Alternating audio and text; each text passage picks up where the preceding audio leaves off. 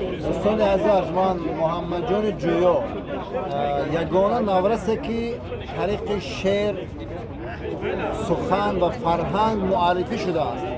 امروز اگر بلاگرها به اصطلاح با سخنهای به معنا و پادر هوا مشهور شوند، اما این نورسی دوسترو که چند ساله 9 ساله است با شعر و سخن موفق شده است که ما تهنیت میگیم برای ما یک پارچه شعر کنند.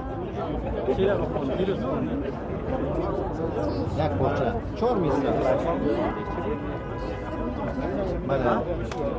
چه شد فرود رودکی کجاست شعر مولوی، چه شد شکوه شاهنامه و زبان پهلوی، نه حافظ کنار تو نه سعدی مقابلت، و مردمان احمق همیشه بوده قاتلت. وطن بدون نام تو برای من وطن نبود، و نام این وطن دروغ بود مال من نبود. ای سرزمین هراسان من، ای باور سخت آسان من، نام تو را کس به خاطر نداشت یادت بخیر ای خراسان. آفرین آفرین، تشکر شما.